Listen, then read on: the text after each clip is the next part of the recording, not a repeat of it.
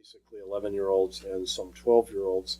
And they said that if the show helped bring in some, the 12s and maybe some 13s, that it would be a great success to them, and that they didn't expect anybody over that age to look at it because it was about 15-year-olds and kids want to look up, which I totally agreed with. And we all felt the same, that kids look up and they, when they're 15, they look up to 18 or 18, they always look to older. So we were all stunned a year later when the Nielsen's came out, the Nielsen ratings, and we looked at that pie, which describes who the audience is, and we discovered that 1/3, it was the record audience for Nickelodeon, the highest rated, largest audience of any drama they had produced to date. Now they've gone on, and I don't know the ratings record since then, but at the time it was the highest rated drama on Nickelodeon. And the audience consisted of 1/3 2 to 11-year-olds, 1/3 12 to 17-year-olds, and 1/3 18 and up, which went up to their 50s and older. So we had truly a family audience with about a third. So that was a great surprise to us. And I guess the success of the show is part of what drove them to have this voracious appetite. And the next person that we're going to get to interview is the gentleman who was the head writer on this, Ian Weir, who created these wonderful characters. And we just had the opportunity to hear Robin Ross describe Brooke and how the writer kept finding new dimensions to sort of her mean character, her evil character, which was just one of the dimensions that was explored in the writing. Just one more question before we wrap this up. Many of the actors, you cast were first-time actors, never had any experience before.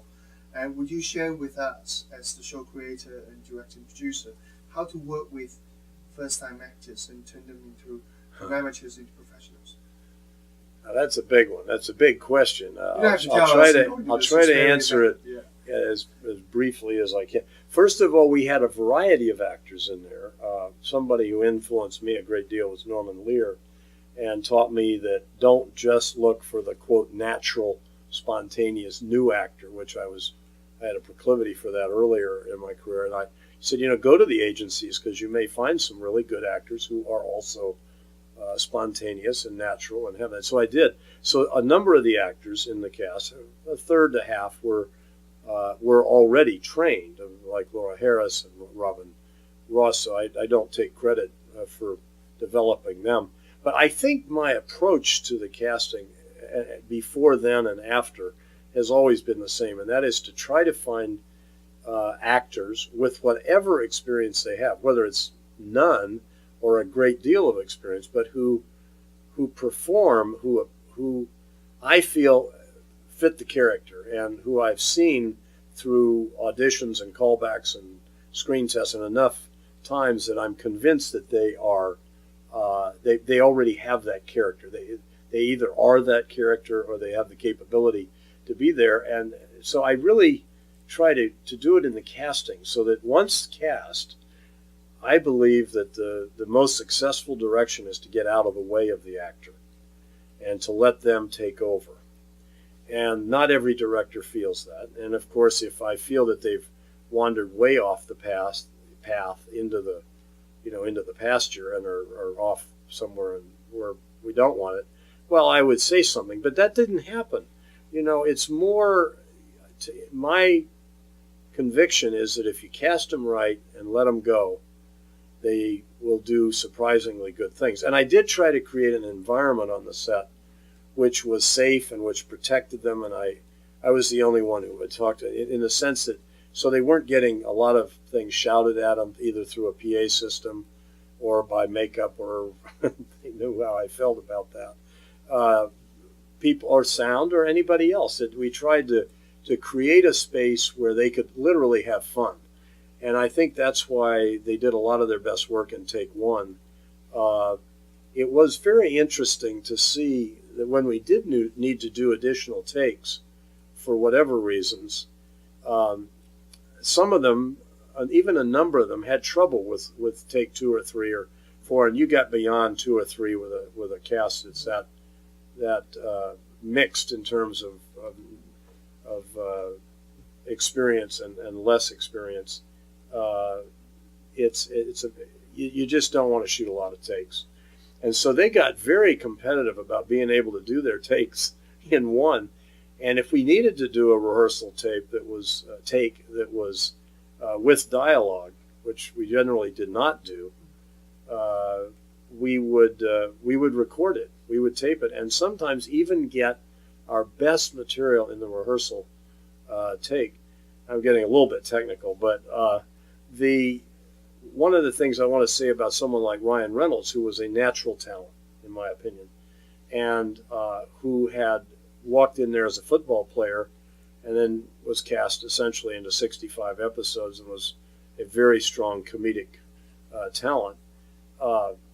I noticed that when we did subsequent takes, with any take he was in, where we had to do generally for whatever reason a second or third take, he would create a variation on his first interpretation, and he would deliver the lines. He would be perfect on the blocking. Everything was right technically, but he might do a little different interpretation, a little different take on it, a little different wrinkle on it. And I remember the first few times I noticed it, I went up to him and I said, "You know, it looks great.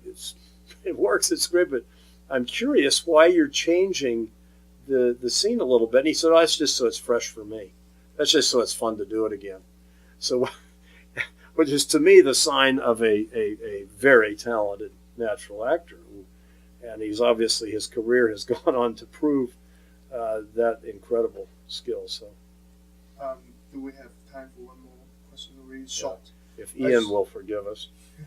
It's just that in 2 or 3 lines, 20 years later, the world has changed a bit, and why do you think this show is still relevant to many viewers who have seen the show or who haven't seen the show? Well, and I think that's a good segue into interviewing Ian, because Ian and I agreed as we developed and created this show together, collaborated on that it was universal issues that we were dealing with, not issues that were topical to 1990 or 92 that would be that might not be relevant 10 years later. And it was just because we felt that would reach the broadest audience. So whether it was fear of being embarrassed in front of peers, that everybody can identify with that forever. That doesn't go out. That doesn't get dated.